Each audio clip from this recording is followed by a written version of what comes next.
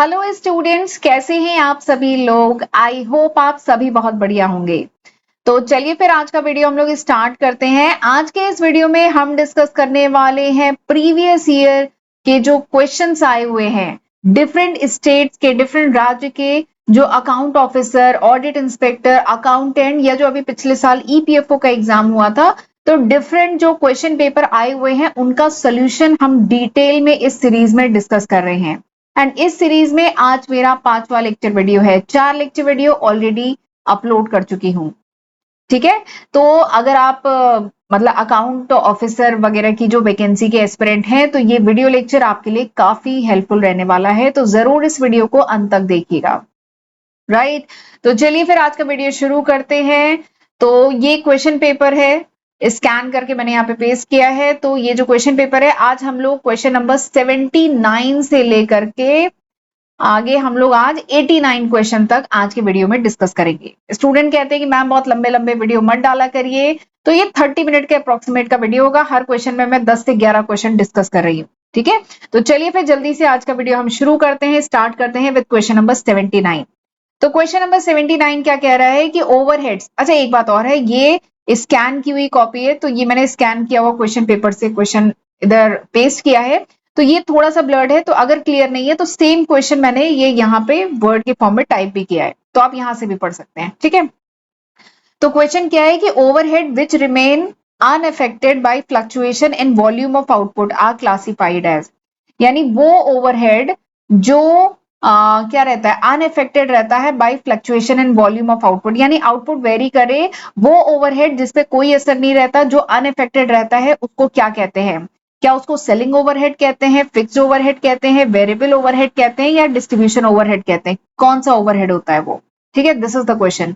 तो सबसे पहले तो मैं आपको ये बताऊंगी व्हाट इज ओवरहेड। ये ओवरहेड क्या होता है, तो ओवरहेड इज, अच्छा एक बात है, ये जो क्वेश्चन है this question is from cost accounting. ये जो क्वेश्चन है कॉस्ट अकाउंटिंग सब्जेक्ट से है।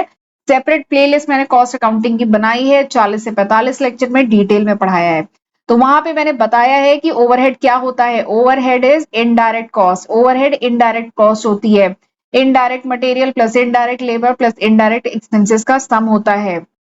तो ओवरहेड वो ओवरहेड जिसपे कोई इफेक्ट नहीं पड़ता, भले ही वॉल्यूम ऑफ आउटपुट चेंज हो, विच रिमेन अनअफेक्टेड, ऐसे ओवरहेड को क्या कहते हैं, ऐसे ओवरहेड को फिक्स ओवरहेड कहते हैं। फिक्स ओवरहेड वो ओवरहेड होता है which does not change with the level of activity. वो ओवरहेड जिसमें कोई फ्लक्चुएशन नहीं आता है अगर वॉल्यूम ऑफ प्रोडक्शन या आउटपुट वेरी करे, but with in a given range, एक पर्टिकुलर रेंज तक उस इनडायरेक्ट खर्चे पे इंपैक्ट नहीं आता, तो इसको फिक्स्ड ओवरहेड कहते हैं। ठीक, तो आंसर आपको समझ में आ गया, option B is the correct answer. लेकिन जरा मैं सारे ही ऑप्शन के बारे में आपको थोड़ा सा बता देती हूँ। देखिए, और ऑप्शन क्या है, सेलिंग ओवरहेड। सेलिंग ओवरहेड मतलब क्या होता है, देखिए ऑप्शन में है सेलिंग ओवरहेड, वेरिएबल ओवरहेड और डिस्ट्रीब्यूशन ओवरहेड। ठीक है, सबके बारे में ही आपको मैं बता देती हूँ। देखिए, सेलिंग ओवरहेड यानी सेलिंग एक्टिविटी में जो इनडायरेक्ट खर्चे होते हैं, जैसे एडवर्टाइजमेंट का खर्चा, कमीशन का खर्चा, ठीक है, ये सब। डिस्ट्रीब्यूशन ओवरहेड मतलब प्रोडक्ट फिनिश गुड बन गया है, मतलब फाइनल प्रोडक्ट बन गया, अब उसका डिस्ट्रीब्यूशन होना है, मार्केट में डिस्ट्रीब्यूट होना है, वेयर हाउस से सामान, फैक्ट्री से वेयर हाउस पहुंचना है, वेयर हाउस से मार्केट में पहुंचना है, तो डिस्ट्रीब्यूशन में, डिलीवरी में जो खर्चे आ रहे हैं दैट इज डिस्ट्रीब्यूशन ओवरहेड। और वेरिएबल ओवरहेड तो समझ ही रहे होंगे, वेरिएबल ओवरहेड यानी वो overhead which varies with the level of activity, यानी वो खर्चा जो प्रोडक्शन वेरी करे, तो वो खर्चा जो वेरी करे उसे वेरिएबल ओवरहेड कहते हैं। ठीक है, तो आपको आंसर तो समझ में आ गया, फिक्स्ड ओवरहेड है। अगला क्वेश्चन देखते हैं। अगला क्वेश्चन क्या है, time spend beyond normal working hour which is usually, क्या, time spend beyond normal working hour which is usually paid at higher rate than normal time rate. ठीक है, आपके जो रेगुलर नॉर्मल वर्किंग आवर है उससे ज्यादा घंटे अगर आप काम करते हैं तो उसके लिए नॉर्मल रेट से ज्यादा रेट पे किया जाता है, तो उसको क्या कहते हैं, उसको ओवर टाइम कहते हैं, आइडल टाइम कहते हैं, लीव विद पे कहते हैं, ऑल ऑफ द अबव, क्या कहते हैं उसे। तो पिछले ही लेक्चर में मैंने डिटेल में आपको आइडल टाइम के बारे में बताया था। ठीक है, आइडल टाइम मतलब फालतू टाइम। आइडल, देखो वैसे आइडल टाइम फालतू टाइम नहीं होता है, आइडल का मतलब फालतू होता है, ठीक है, बट आइडल टाइम के बारे में डिटेल में मैंने बताया था, तो आप ये समझ गए होंगे कि आइडल टाइम तो यहाँ होगा नहीं। ठीक है, लीव विद पे यानी वो लीव जिसके लिए पेमेंट होगा, मतलब आपकी लीव, आपका पेमेंट कटेगा नहीं, तो वो तो लीव विद पे है। तो ये भी होगा नहीं। यहाँ पे बात दरअसल ओवर टाइम की हो रही है। ओवर टाइम मतलब नॉर्मल वर्किंग आवर से ज्यादा जब आप काम करते हैं, ठीक है, time work beyond the normal working our से ज्यादा काम करते हैं, तो 2 घंटा 3 घंटा आप ज्यादा काम किए तो उसके लिए जो पेमेंट होता है ना वो हायर रेट पे होता है, ठीक है, तो उसे ओवर टाइम कहते हैं। This is called over time. आप अपने नॉर्मल वर्किंग आवर से ओवर काम किए तो दिस इज ओवर टाइम। और ये जो एक्स्ट्रा पेमेंट होता है ना इसको ओवर टाइम प्रीमियम कहते हैं, ठीक है। तो ओवर टाइम वेजेस क्या होती है? Normal wages plus over time premium, ठीक। आइडल टाइम पिछले लेक्चर में बताया था, अगर वो पिछला लेक्चर मिस हो गया तो फिर से एक बार बता देती हूँ। आइडल टाइम मतलब क्या होता है? देखिए, वर्कर फैक्ट्री में गया तो क्या घुसते ही काम शुरू कर देता है? नहीं, वो शायद मतलब नहीं। और अगर वर्कर फैक्ट्री में 8 घंटे तो क्या 8 के 8 घंटे काम होते हैं? नहीं, बीच में शायद टी ब्रेक होगा, लंच ब्रेक होगा, वो वॉशरूम जाएगा, अपनी मशीन सेटअप करेगा, तो थोड़ा सा टाइम लगता है ना, ठीक है। तो 8 घंटे में से वर्कर शायद 7.5 घंटे काम करे या 7 घंटे काम करे, तो ये जो आधा घंटा या 1 घंटा है this is called idle time. Idle time के लिए भी पेमेंट होता है, ठीक है। तो वही है, the time for which worker are paid, वो टाइम जिसके लिए वर्कर को पे किया जाता है लेकिन वो एक्चुअली में उस समय प्रोडक्शन नहीं कर रहा होता है, उसको आइडल टाइम कहते हैं, ठीक। अगला क्वेश्चन देखते हैं। अगला क्वेश्चन क्या है? When the amount of overhead absorbed is more than the amount of actual overhead incurred is known as, यानी जो ओवरहेड एब्सॉर्ब्ड है वो अगर ज्यादा है as compared with actual overhead incur, यानी ओवरहेड इनकर से ज्यादा, ठीक है, अमाउंट ऑफ ओवरहेड एब्सॉर्ब्ड अगर ज्यादा है एक्चुअल ओवरहेड इनकर से, तो उसको क्या कहा जाता है? उसको अंडर एब्सॉर्प्शन कहते हैं, ओवर एब्सॉर्प्शन कहते हैं, एलोकेशन कहते हैं, कि अपॉर्चमेंट कहते हैं, क्या कहते हैं, ठीक है। This is the question. तो देखिए, पहले मैं आपको जरा ये बता देती हूँ कौन से ऑप्शन नहीं होंगे। देखिए, अपॉर्चमेंट मतलब क्या होता है? पिछले लेक्चर में ही बताया था। अपॉर्चमेंट मतलब जो कॉमन खर्चे होते हैं उनको डिफरेंट डिपार्टमेंट में एक इक्विटेबल बेसिस पे डिवाइड किया जाता है। जैसे एग्जाम्पल, कुछ एम्प्लॉय वेलफेयर का खर्चा हुआ, कुछ कॉमन 1 लाख का खर्चा हुआ, तो उसको different department, production department, purchase department, HR department, finance department, marketing department के बीच में कैसे डिवाइड करेंगे? तो इस खर्चे को नंबर ऑफ एम्प्लॉय कितने हैं इस ऑर्गेनाइजेशन में उसके बेसिस पे डिवाइड करेंगे। तो ये क्या होता है? This is called apportionment. इसको अपॉर्चमेंट कहते हैं। तो यहाँ पे इसकी तो बात हो नहीं रही है, काटिए इसको। अगला क्या है? एलोकेशन। एलोकेशन मतलब पूरा खर्चा इस पर्टिकुलर डिपार्टमेंट का है तो हम इस खर्चे को इस पे एलोकेट करेंगे, तो दिस इज कॉल्ड एलोकेशन, ठीक। यहाँ पे इसकी भी बात नहीं हो रही है तो ये भी काटिए। तो यानी ये समझ में आ गया कि सी और डी तो आंसर है नहीं, ठीक है। सी और डी तो आंसर है नहीं, ये दोनों है नहीं। अब यानी ए बी में से आंसर है, ठीक है। तो अब मैं आपको बता देती हूँ ओवर एब्जॉर्प्शन और अंडर एब्जॉर्प्शन होता क्या है। ओवर एब्जॉर्प्शन मतलब क्या है कि अगर जो ओवरहेड एब्जॉर्ब किया गया है वो अगर ज्यादा है एक्चुअल ओवरहेड से, ठीक है। एक्चुअल ओवरहेड शायद 100 रुपए का था लेकिन जो ओवरहेड एब्जॉर्ब किया वो 110 रुपए हुआ, ठीक है।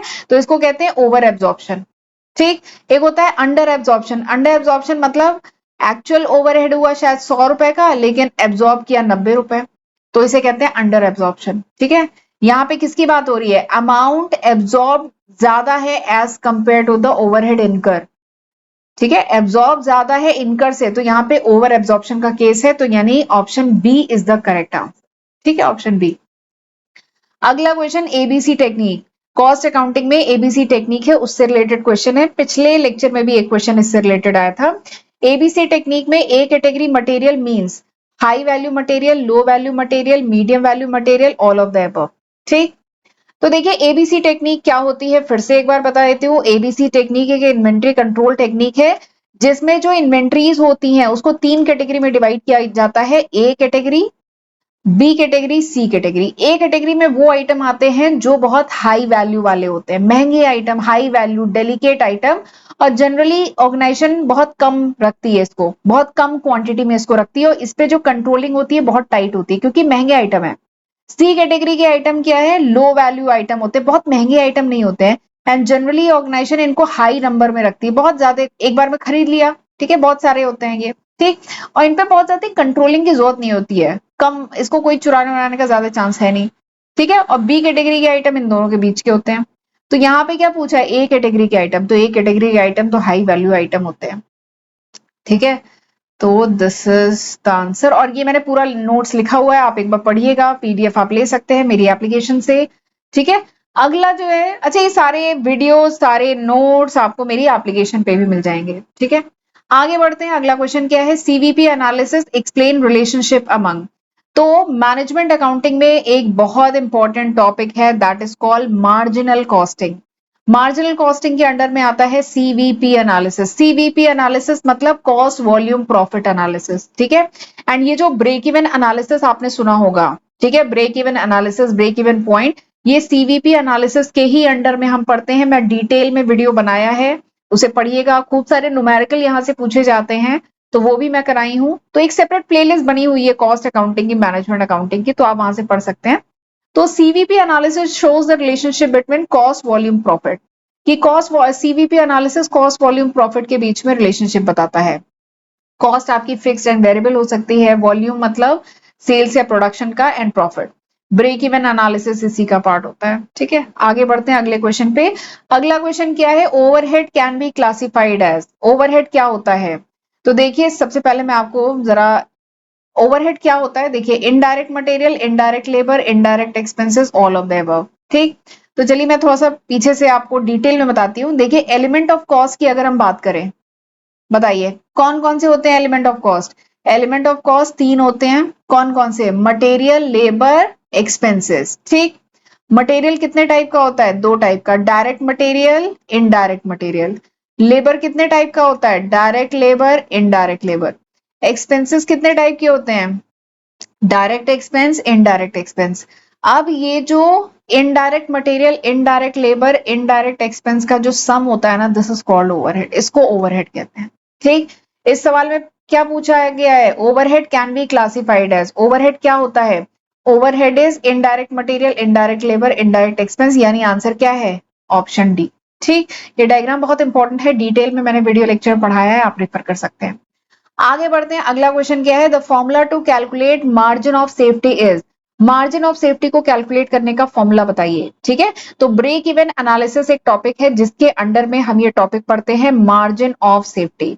और एक और मैं बात बता दूं, कॉम्पिटेटिव एग्जाम में आपको कुछ क्वेश्चन ऐसे मिल जाएंगे जो डिस्प्यूटेड क्वेश्चन कह लीजिए, जिसमें थोड़ा मिसप्रिंट रहेगा या डिस्प्यूटेड रहेंगे, जिसमें चारों में से कोई करेक्ट आंसर नहीं है। ऐसा भी कभी कभार होता है, जैसा ये वाला क्वेश्चन यही है, इसमें से चारों में से कोई आंसर नहीं है, ठीक है। जबकि आप इस ये एक इजी सा टॉपिक है मार्जिन ऑफ सेफ्टी, इंटरनेट पे सर्च कर सकते हैं, किताब से पढ़ सकते हैं, वीडियो लेक्चर भी मैंने इस पे बनाया हुआ है। इन चारों में से इसका कोई फॉर्मूला नहीं है, ठीक है। तो फिर ऐसे टाइप के क्वेश्चन फिर ड्रॉप कर दिए जाते हैं या इसके नंबर दे दिए जाते हैं कॉम्पिटेटिव एग्जाम में। तो मार्जिन ऑफ सेफ्टी क्या होता है मैं बता देती हूँ। देखिए मार्जिन ऑफ सेफ्टी क्या है, कि कितने मार्जिन से कंपनी सेफ पोजीशन पे है, that is margin of safety. यानी sales at break even point and actual sales, ठीक है। नहीं, एक्चुअल सेल तो ऊपर होना चाहिए, actual sales minus sales at break even point. Break even point मतलब नो प्रॉफिट नो लॉस का पॉइंट। तो यानी उस पॉइंट पे कितनी सेल है और ऑर्गेनाइजेशन में एक्चुअली में कितनी सेल हुई, ठीक है। तो इन दोनों के बीच का जो गैप होता है ना, यानी इतने गैप से कंपनी क्या है, सेफ हुई है ना, तो इसी को कहा जाता है मार्जिन ऑफ सेफ्टी। तो margin of safety is the difference between actual sales and sales at break even, ठीक है। तो मार्जिन ऑफ सेफ्टी क्या है, actual sales minus sales at break even. Margin of safety ratio निकालना है, तो ये क्या है, margin of safety divided by actual sales multiplied by 100। Margin of safety का एक और फॉर्मूला है, यही तीन फॉर्मूले हैं और ये तीनों फॉर्मूले इन चार ऑप्शन में दिए ही नहीं है, ठीक है। तो इसीलिए मैं कह रही हूँ this is a disputed question. तो मार्जिन ऑफ सेफ्टी का फॉर्मूला क्या है, एक और फॉर्मूला क्या है, profit divided by PV ratio, ठीक है। तो ये तीन फॉर्मूले से आप मार्जिन ऑफ सेफ्टी कैलकुलेट कर सकते हैं, इसमें से ऑप्शन है ही नहीं तो छोड़िए क्वेश्चन को, पर आपको मार्जिन ऑफ सेफ्टी पता होना चाहिए। आगे बढ़ते हैं, अगला जो क्वेश्चन है ना, रिस्पॉन्सिबिलिटी अकाउंटिंग एक टॉपिक है, डिटेल में मैंने वीडियो लेक्चर में पढ़ाया है, आप सर्च कर सकते हैं, रिस्पॉन्सिबिलिटी अकाउंटिंग डालिएगा और पीछे लिखिएगा अकाउंटिंग मास्टर क्लास, ठीक। तो आपको इस पे वीडियो मिल जाएगा, बहुत अच्छा टॉपिक है। रिस्पॉन्सिबिलिटी अकाउंटिंग से क्वेश्चन है, उसमें पढ़ा है कि रिस्पॉन्सिबिलिटी अकाउंटिंग में रिस्पॉन्सिबिलिटी सेंटर जो होते हैं उन्हें चार कैटेगरी में डिवाइड किया गया है, cost centre, profit centre, revenue centre और इन्वेस्टमेंट सेंटर, ठीक है। ये मैंने आपको उसमें बताया है। ये क्वेश्चन उसी से रिलेटेड है कि द सेंटर या segment of the organisation, organisation का वो सेंटर या वो सेगमेंट बताइए for which both revenue and cost are accumulated, वो सेंटर जिसके लिए रेवेन्यू एंड कॉस्ट दोनों एक्यूमुलेट की जाती है उसको क्या कहते हैं? Investment centre, profit centre, revenue centre, cost centre क्या कहते हैं? ठीक, तो क्या कहा गया इसमें? Revenue and cost both. ठीक है, तो सबसे पहले तो रिस्पॉन्सिबिलिटी सेंटर चार टाइप के होते हैं। ये देखिए टाइप ऑफ रिस्पॉन्सिबिलिटी सेंटर चार तरीके के होते हैं। एक होता है cost centre, revenue centre, profit centre, investment centre. Cost centre is responsible for cost only, revenue centre revenue के लिए, प्रॉफिट सेंटर जो होता है वो रेवेन्यू एंड कॉस्ट दोनों के लिए रिस्पॉन्सिबल होता है। Investment centre revenue cost and investment in asset. ठीक, तो यहाँ पे इस क्वेश्चन में किसकी बात हो रही है? रेवेन्यू एंड कॉस्ट दोनों की ना, तो आंसर आप समझ गए होंगे profit centre, option C is the correct answer. और डिटेल में पढ़ना है तो आप मेरा वीडियो रेफर कर सकते हैं। आगे बढ़ते हैं, ये अगला क्वेश्चन बहुत इंपॉर्टेंट है, बहुत इंपॉर्टेंट नहीं बहुत इजी है, इंपॉर्टेंट नहीं है पता नहीं डायरेक्ट कैसे पूछ लिया, बहुत इजी क्वेश्चन है। The formula to calculate contribution is, contribution को कैलकुलेट करने का फॉर्मूला बताइए। ठीक है, तो contribution is selling price minus variable cost. Contribution को कैलकुलेट करने का दो फॉर्मूला है, एक तो ये है selling price minus variable cost, और दूसरा एक और फॉर्मूला है ये है फिक्स कॉस्ट प्लस प्रॉफिट। ठीक है, तो ये दोनों फॉर्मूले हैं, फॉर्मूला पता है तो जल्दी से कर लेंगे। ये मैनेजमेंट अकाउंटिंग सब्जेक्ट है, वहां से क्वेश्चन है, ब्रेक इवन एनालिसिस का है ये टॉपिक। ठीक है, ब्रेक इवन एनालिसिस में हम कंट्रीब्यूशन के बारे में पढ़ते हैं, तो वहां से है। कंट्रीब्यूशन का फॉर्मूला क्या है? सेल्स माइनस वेरिएबल कॉस्ट, और एक और कंट्रीब्यूशन का फॉर्मूला है फिक्स कॉस्ट प्लस प्रॉफिट। ठीक, ये दो फॉर्मूले होते हैं। पीवी रेशियो के टर्म में अगर कंट्रीब्यूशन निकालना है तो पीवी रेशियो होता है C by S multiplied by 100, this is contribute, एक और मतलब रिलेशनशिप है कंट्रीब्यूशन का। ठीक है, PV ratio is C by S divide by multiplied by 100, C मतलब कंट्रीब्यूशन, S मतलब सेल्स। ठीक है, तो आपको आंसर यहाँ पे मिल गया होगा, sales minus variable cost, option D is the correct answer. अगला क्वेश्चन देखते हैं कि पीवी, ये अच्छा है, PV ratio can be improve by, PV ratio को इम्प्रूव कैसे कर सकते हैं? तो अगर पीवी रेशियो का फॉर्मूला पता है तो हमें पता चल जाएगा इसे कैसे इम्प्रूव कर सकते हैं। तो पीवी रेशियो क्या होता है, ऐसे लर्न करिए जैसे मैंने लर्न किया। पीवी रेशियो क्या है? C by S multiplied by 100। PV ratio क्या है? C by S multiplied by 100। C मतलब कॉन्ट्रीब्यूशन, S मतलब सेल्स। तो पीवी रेशियो को अगर बढ़ाना है तो कॉन्ट्रीब्यूशन बढ़ाना होगा, तभी तो पीवी रेशियो बढ़ेगा। ठीक है, तो पीवी रेशियो को देखिए, PV ratio can be improve by increasing the unit selling price. देखिए पीवी रेशियो को कैसे वो इम्प्रूव कर सकते हैं, या तो सेलिंग प्राइस इंप्रूव करके, या फिर ऐसे प्रोडक्ट, ठीक है, अगर कंपनी मल्टी प्रोडक्ट कंपनी है तो ऐसे प्रोडक्ट जिनका कंट्रीब्यूशन ज्यादा है उनका प्रपोर्शन बढ़ाएंगे। ठीक है, तो पीवी रेशियो बढ़ेगा, और ऐसे प्रोडक्ट जिनका कंट्रीब्यूशन लो है उनको घटाएंगे तो पीवी रेशियो बढ़ेगा। तो ये इंपॉर्टेंट चीज है। पीवी रेशियो कैसे बढ़ेगा? अगर एक तो सेलिंग प्राइस बढ़ाएंगे तब पीवी रेशियो बढ़ेगा, दूसरा क्या है? हाई कंट्रीब्यूशन मार्जिन प्रोडक्ट, वो प्रोडक्ट जिनका कंट्रीब्यूशन हाई है उनका प्रपोर्शन अगर बढ़ाएं, इंक्रीज करें तो पीवी रेशियो बढ़ेगा। और अगर लो कंट्रीब्यूशन वाले जो मार्जिन प्रोडक्ट हैं जिनका लो कंट्रीब्यूशन है उनका प्रपोर्शन रिड्यूस करें तो पीवी रेशियो बढ़ेगा। ठीक है, तो ये तरीके हैं पीवी रेशियो बढ़ाने के।